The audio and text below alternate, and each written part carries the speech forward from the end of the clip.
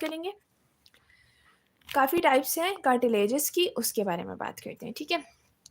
3 जो है वो टाइप्स हैं जो आप लोग के लेवल पे पढ़ाई जाती हैं, हाइलीन कार्टिलेज, फिब्रो और इलास्टिक। ये 3 कार्टिलेजेस आप लोग के उसमें पढ़ाई जाती हैं। अब मैं इसको ज़्यादा लंबा नहीं करूँगी, जस्ट मैं आपको एग्ज़ाम्पल्स बताऊँगी कि कहाँ-कहाँ पर पाई जाती हैं, ठीक है? क्योंकि ये एक शॉर्ट लेक्चर है जिससे मैंने फेडरल की काफ़ी चीज़ें आप लोगों को कवर करवाई हैं, तो इसलिए मैं शॉर्ट-शॉर्ट ही आप लोग को लेकर चल रही हूँ। हाइलीन की बात करें तो एंड ऑफ लॉन्ग बोन्स, जितनी भी लॉन्ग बोन्स हैं ना, उनके एंड पर पाया जाता है हाइलीन कार्टिलेज, ठीक है? जैसे अगर आप लोग देखें हमारी जो लॉन्ग बोन है जैसे फीमर है, तो उसके एंड पर भी आपको क्या मिलेगा? हाइलाइन कार्टिलेज मिलेगा। सारी लॉन्ग बोन्स के एंड पर हाइलाइन कार्टिलेज मिलता है।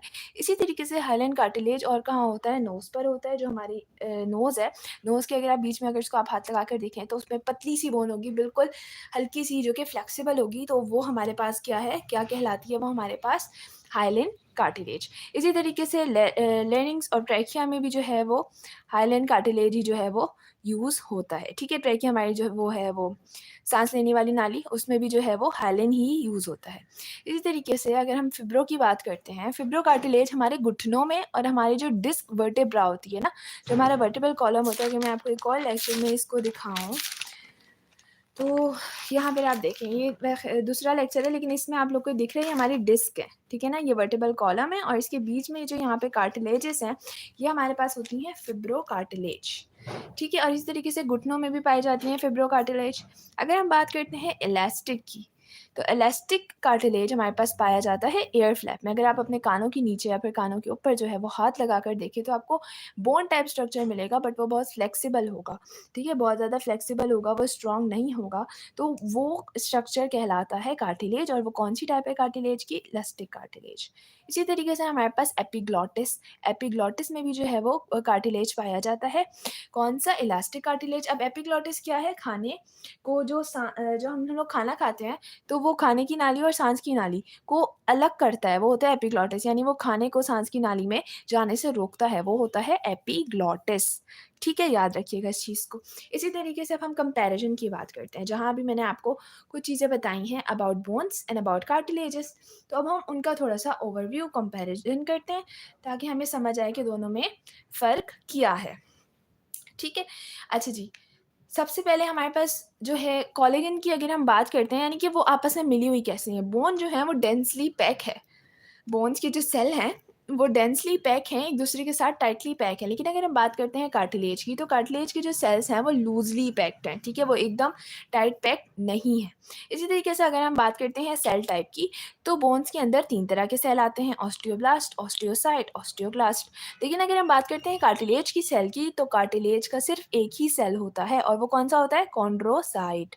एक ही सेल होता है और वो होता है कौन-सा? कॉन्ड्रोसाइट, ठीक है? अब हम बात करते हैं ब्लड वेसल की।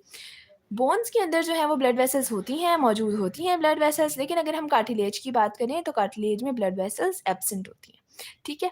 इसी तरीके से अगर हम बात करते हैं मिनरल्स की, तो हमारे पास बोन के अंदर कार्बोनेट, कैल्शियम, फॉस्फेट, ये सारे मिनरल्स जो हैं वो पाए जाते हैं, ठीक है? कौन-कौन से? कार्बोनेट, कैल्शियम और फॉस्फेट। लेकिन अगर हम इसी तरीके से कार्टिलेज की बात करेंगे, तो कार्टिलेज के अंदर नो डिपोज़िशन ऑफ मिनरल्स, कोई भी मिनरल डिपॉज़िट नहीं होते हैं। बोन्स में कौन से होते हैं? कार्बोनेट, कैल्शियम और फॉस्फेट, ठीक है? इसी तरीके से अगर हम बात करते हैं एक्सटर्नल कवरिंग की, तो बोन की जो एक्सटर्नल कवरिंग होती है, जो आउटर मोस्ट कवरिंग होती है, उसको हम कहते हैं पेरिओस्टियम। उसको क्या कहा जाता है? पेरिओस्टियम। और अगर हम कार्टिलेज की बात करते हैं, तो कार्टिलेज की जो आउटर मोस्ट कवरिंग होती है, उसको कहते हैं पेरिकॉन्ड्रियम। उसको क्या कहा जाता है? पेरिकॉन्ड्रियम, ठीक है? अब हम लोग जो है ना वो मैं आप लोगों से कुछ की पॉइंट्स पूछ लेती हूँ इसी सेशन के हवाले से, इसी लेक्चर के हवाले से, ताकि आप लोगों की जो है वो इससे मदद होती रहे। आप लोग को जो है वो सेशन यूज़फुल लगे, पता चले कि हाँ, हमने इससे जो है वो काफ़ी चीज़ें जो है वो सीखी हैं, ठीक है? तो मैं साथ-साथ आंसर बताती रहूँगी। आप लोगों के पास जो है वो 30 सेकंड्स का टाइम होगा। आप लोग साथ-साथ जो है वो आंसर देते रहें। कमेंट में जाकर आंसर दें, ताकि मुझे अंदाज़ा हो कितने बच्चों को जो है वो लाइव लेक्चर, लाइव वीडियो जो है वो समझ आ रही है। ठीक है? तो आप लोग साथ-साथ जो है वो आंसर मुझे देते रहेंगे। Red bone marrow is present in dash bone. Red bone marrow कौन-सी बोन मैरो में प्रेज़ेंट होती है? आप लोग के पास 10 सेकंड है, जल्दी-जल्दी से मुझे आंसर दें। तो इसका जो करेक्ट ऑप्शन है वो है spongy bone. Red bone marrow किधर प्रेज़ेंट होती है? स्पंजी बोन में प्रेज़ेंट होती है, ठीक है? सेकंड हमारे पास है external covering around bone is